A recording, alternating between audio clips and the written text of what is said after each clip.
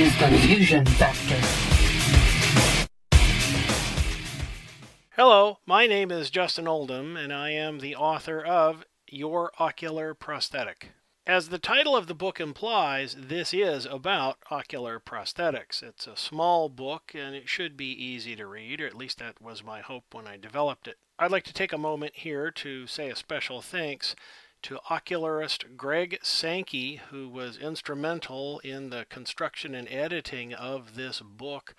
There really is not a lot out there on the internet or Amazon, anywhere else you might buy books, that addresses the subject of eye loss. The simple fact is that we only have to deal with it when it actually happens. It's not something that anybody ever expects, and for some it's the result of an accident, and for other people like myself it happens when the worst comes of glaucoma.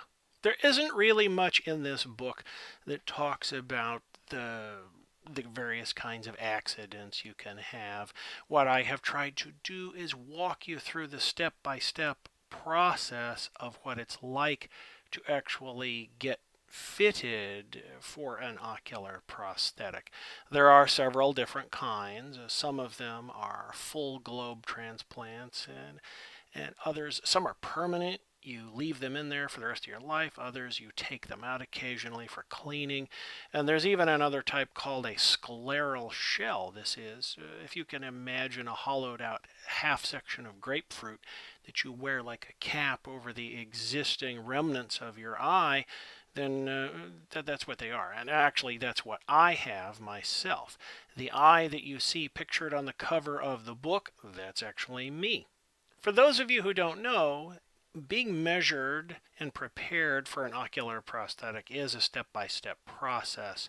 It'll take between 1 and 2 weeks and will require multiple meetings with an ocularist, and there will have been several meetings with you and your ophthalmologist or any other type of doctor that's relevant to the process.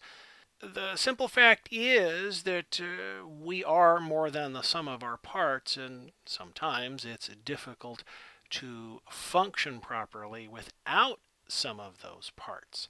And while I myself do actually enjoy wearing a black eye patch from time to time, it is easier, to tell you the truth, to just blend in with the rest of society. That's what these cosmetics are all about. You might be surprised to know that some very famous people themselves have had just one eye. Once upon a time, the entertainer, comedian, and musician Sammy Davis Jr., he was just sitting in his car at a stoplight and got hit, and as the windshield glass shattered, it permanently damaged one of his eyes, which was later replaced by what you would think of as a glass eye substitute. And many years before that, the British Admiral Nelson, while he personally never actually had a glass eye, he did lose an eye, and it never really slowed him down for the rest of his days. Now, the reason I'm telling you this is that once upon a time, during the Battle of Trafalgar, he was given an official order to withdraw, and so goes the story historically that he simply put his blind eye up to the telescope and told his executive officer that he didn't see it.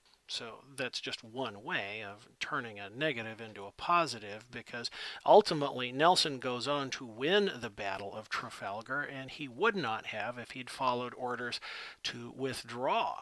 Now, speaking of military figures like this, one of my all-time favorites, Hannibal, a guy named Hannibal Hamilcar. He was a Carthaginian commander who crossed from North Africa into Europe. He comes across the Italian Alps, and he invades Rome for a period of time. He's historically notable because he did this with elephants.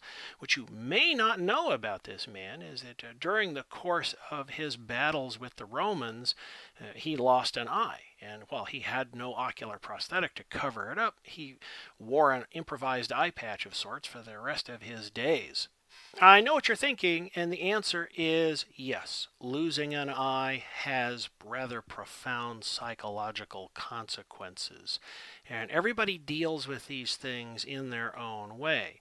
at the very least, having a cosmetic substitute that allows you to go out in public, mingle with everybody else that you've always known, and meet new people, it does give you an improved amount of confidence because there's nothing for you to explain. They don't see anything that they don't expect to see, so you're not challenged about anything.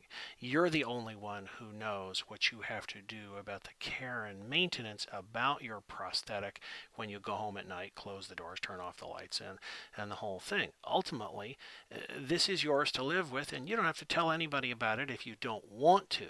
With that in mind, I hope that you find this book useful, and if you ever feel the urge, maybe write or blog or podcast about this subject in your own terms in the future. Thanks very much for your time, and have a good day. You've been listening to The Fusion Factor, brought to you by Shadow Fusion Books. Find us online at shadowfusionbooks.com.